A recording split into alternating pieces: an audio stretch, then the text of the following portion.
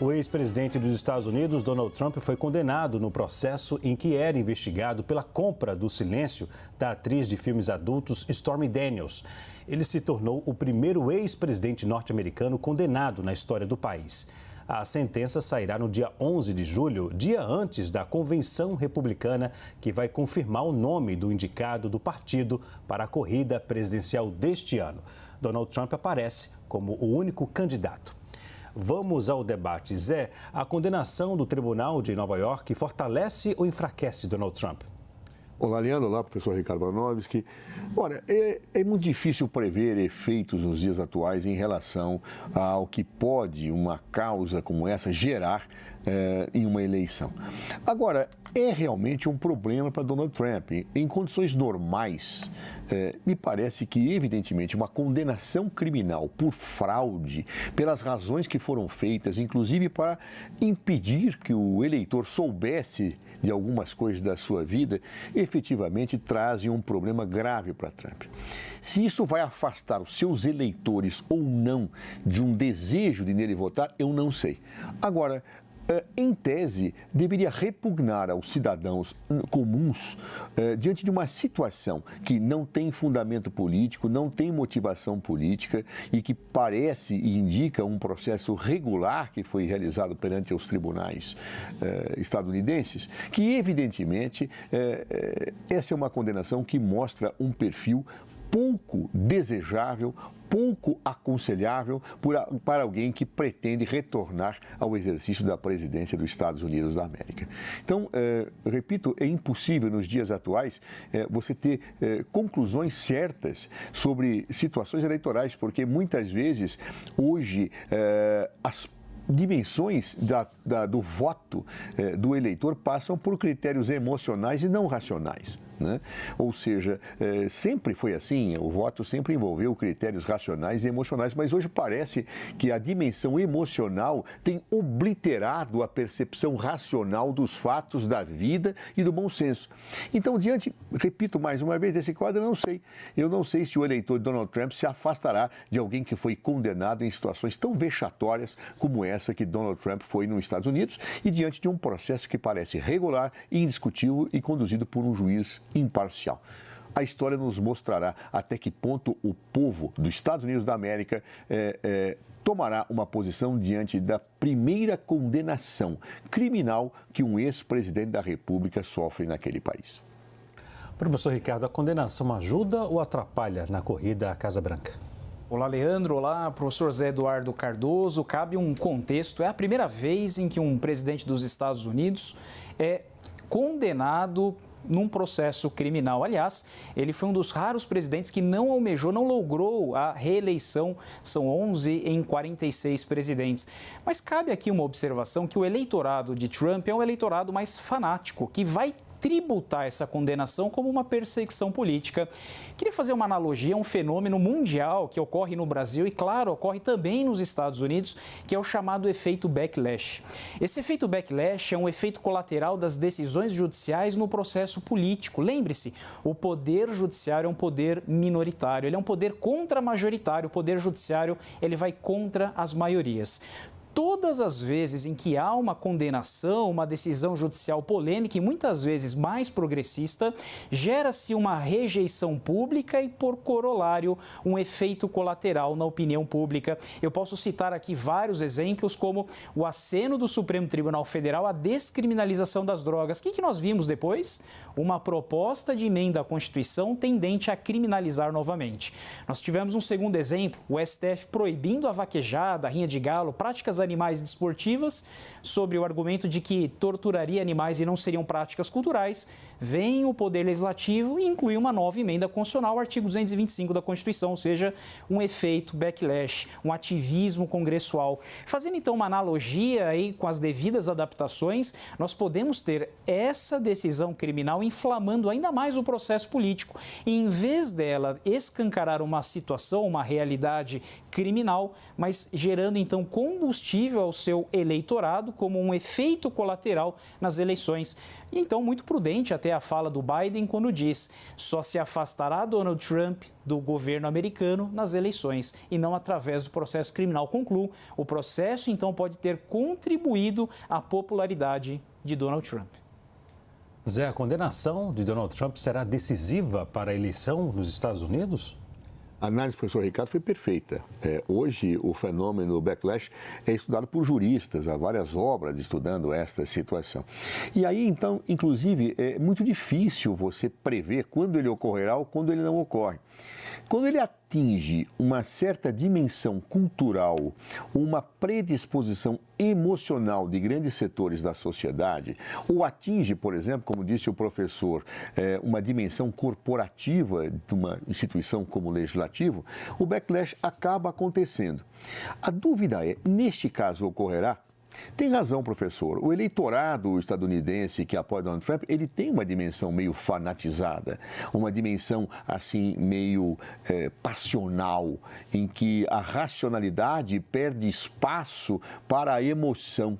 Ou seja, eu acredito que, sinceramente, em larga medida, a conduta de Donald Trump para os seus eleitores não é analisada racionalmente, senão os próprios acontecimentos lá do Capitólio teriam já afastado muito dos seus eleitores, porque acredito que essas pessoas que votam em Trump defendem a democracia estadunidense na forma em que ela se apresenta, mas, no entanto, acham que ele é a grande solução para os problemas que se tem no país, num mundo globalizado e por uma série de situações.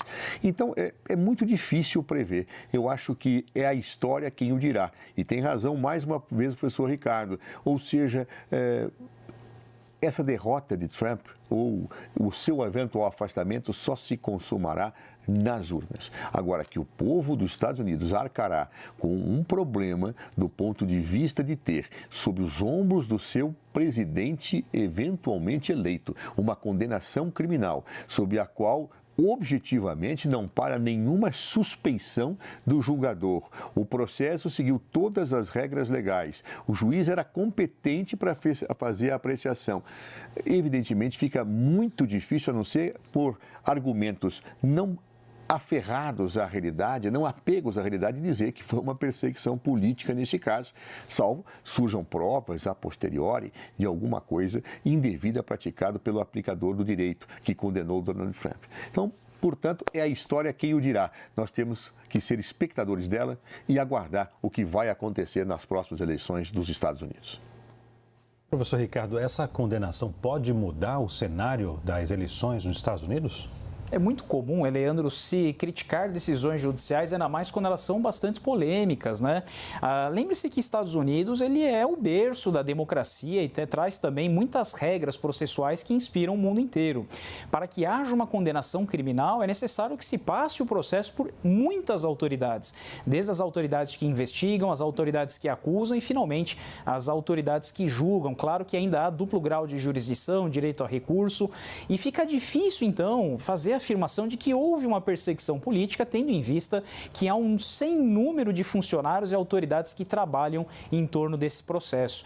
Mas aí eu retomo essa ideia porque muito do eleitorado de Donald Trump olhará essa condenação como mais um argumento para defendê-lo, para apoiá-lo, para incentivá-lo, tendo em vista que todos estariam contra ele. É o chamado efeito backlash, mais uma vez recordando que é uma reação, é um efeito colateral quase que inevitável do poder majoritário, ou seja, do poder que foi eleito, em relação ao poder contra-majoritário, que é o poder judiciário. Toda decisão polêmica terá essa reação, que pode acontecer reação legislativa ou reação através de outras camadas, como do poder executivo, e a gente vai observar isso até novembro. Zé, a justiça norte-americana acerta ou erra ao deixar Donald Trump concorrer às eleições? Veja, ela não tem nem que acertar o que errar, porque a legislação dos Estados Unidos da América é diferente da legislação daqui. Aqui nós temos a lei da ficha limpa, que barrou situações, mas de condenação em segunda instância. Lá não existe lei dessa natureza. Alguns são favoráveis à lei da ficha limpa, outros são contrários à lei da ficha limpa, e, portanto, o juízo de valor sobre se os Estados Unidos está certo ou errado ou assim proceder, vai passar por cada um daqueles que avaliam esta realidade. Eu, quando era deputado, eu não só votei, mas como fui relator, embora podendo mexer muito pouco no texto da lei da ficha limpa, e acho que ela foi uma medida, diante da realidade brasileira, correta. Agora, eu não sei como é que se interpretará isso nos Estados Unidos. Aí a correção, mais uma vez, do professor. O efeito backlash pode ocorrer com reações dos poderes constituídos ou através daquelas reações difusas na sociedade que muitos também consideram como uma característica do backlash dos nossos tempos. Protestos, manifestações, pressões, etc. Então, eu não sei. Mais uma vez, insisto, não é simples entender como uma pessoa condenada nessas condições, por um processo que não passa por nenhum tipo de suspeição ou de afirmação de arbítrio, possa se eleger nos Estados Unidos da América ou em qualquer país do mundo, em que fique muito difícil contestar a qualidade deste processo no ato de julgamento. Mas também, em total concordância, hoje nós não estamos tendo um grande debate, mas uma grande convergência com o professor Ricardo. Ou seja, a irracionalidade tem imperado nos processos políticos, não só dos Estados Unidos da América, mas também em outros países, inclusive no próprio Brasil, onde a paixão parece derrotar a razão, o bom senso ou situações como esta que a realidade aponta que deveriam calibrar o posicionamento do eleitor. A vida dirá. Professor Ricardo, a justiça norte-americana acerta ou erra ao deixar Donald Trump concorrer às eleições? A legislação norte-americana é muito clara e talvez aí precise se inspirar na legislação brasileira. O Brasil tem a Lei Complementar 135, que foi popularmente conhecida, essa citada pelo professor Zé Eduardo, como a Lei da Ficha Limpa. Curioso que a gênese dessa lei foi de uma pressão popular, também um efeito backlash, às condenações de políticos que conseguiam se eleger mesmo condenados. Então, a Lei da Ficha Limpa, ela altera a Lei das Inelegibilidades, a Lei Complementar 64, através de uma iniciativa popular de vamos moralizar as eleições. A Câmara, o Senado, o Poder Legislativo compra a ideia popular e aí nós temos uma lei que visa então a moralização contra condenações não transitadas em julgado, mas condenações de segunda instância. Pode-se afirmar que o Brasil é um grande paradigma nesse sentido. Os Estados Unidos não tem, isso é curioso, uma legislação tão avançada em matéria eleitoral como é a legislação brasileira. Zé, a legislação do Brasil é mais severa do que a dos Estados Unidos, na sua avaliação? Eu não diria mais severa, mas eu diria mais restritiva. Efetivamente, a lei da ficha limpa, que foi uma reação, tem razão, professor Ricardo, mais novamente, uma reação do Congresso Nacional a partir de uma provocação de um projeto de iniciativa popular, realmente demarcou uma situação. Muito foi discutido no Congresso Nacional e na opinião pública naquele momento. E a opinião pública estava muito favorável, efetivamente, à aprovação de uma lei que pudesse afastar das eleições pessoas que ainda estavam pendentes de uma situação de apreciação jurisdicional definitiva. Me recordo que na feição original do projeto da Lei de Ficha Limpa, bastavam condenações de primeira instância. E depois as alterações feitas no Congresso permitiram uma alteração para que somente condenações por órgão colegiado em segunda instância, além de outras causas que efetivamente ali são roladas, pudessem inibir pessoas de disputarem as eleições. Ou seja, fixou-se a regra da inelegibilidade daquelas pessoas que tinham certas situações, inclusive condenações de segunda instância. A lei previu também a possibilidade de uma liminar, para caso existisse uma situação em que houvesse a plausibilidade do acolhimento do recurso, pudessem as cortes superiores deferir a candidatura. Mas é, portanto, uma lei muito mais restritiva do ponto de vista das elegibilidades do que aquela que existe nos Estados Unidos da América, que evidentemente pode ter que amargar uma situação, em virtude disso, de um presidente da República eleito e condenado criminalmente. Professor Ricardo, a legislação no Brasil é mais severa do que a dos Estados Unidos? Concordo com o professor Zé Eduardo, ela é mais restritiva. Há um grande debate se a própria legislação brasileira violaria a presunção de inocência, tendo em vista a ausência do trânsito em julgado. E o Supremo Tribunal Federal já declarou que não. A lei ela visa outros princípios que ladeiam a presunção de inocência e fortalecem a moralização das eleições. O processo americano, aliás, o direito americano inspirado no common law, ele é um pouco diferente do brasileiro que vem do civil law.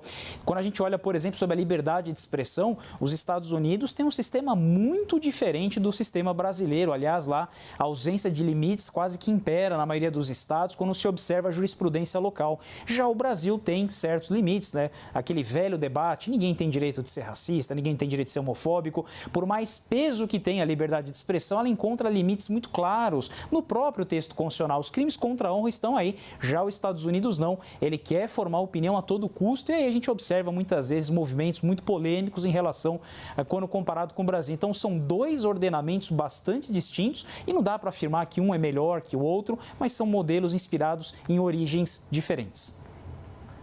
Zé, se Donald Trump conseguir vencer as eleições, fortalece a direita aqui no Brasil, na sua avaliação? Eu acredito que sim. O mundo político hoje, num período de globalização, é ainda mais relacionado do que aconteceu no passado. As forças políticas se relacionam. A extrema-direita no mundo todo passa por um grande crescimento. É inegável isto, por uma série de razões que, obviamente, o tempo não nos permitirá aqui debater com grande profundidade. Mas isso é verdade. Nós vemos lá a Meloni na Itália, vemos outras situações no resto do mundo, e Donald Trump foi presidente da República, como Jair Bolsonaro foi presidente aqui no Brasil. E, evidentemente, a eleição de Donald Trump cria um alento e apoio indireto, e às vezes até direto, conhecendo a forma com que Donald Trump se comporta, muitas vezes, fugindo daqueles protocolos tradicionais das boas relações entre os países, para que as forças políticas que com ele se relacionam saiam fortalecidas. Então, realmente, a vitória de Donald Trump pode favorecer as forças de extrema-direita, não só no Brasil, mas como em todo o mundo. Isto é uma realidade absolutamente evidente num mundo cada vez mais globalizado e, por força da globalização, um mundo que cada vez mais se intera na participação política entre os diferentes países. Professor Ricardo, se o ex-presidente Donald Trump conseguir vencer as eleições, enfraquece a esquerda e fortalece a direita aqui no Brasil? É inequívoco, Leandro, a direita e a esquerda, essa polarização que o país vive, não é algo exclusivo nacional, mas é algo mundial. Existe um fenômeno bastante interessante na política, também acontece no direito constitucional, mas ele é mais comum na política, que é o movimento pendular. Muitos governos se alternam entre si e os pêndulos acabam radicalmente ocupando os dois pontos.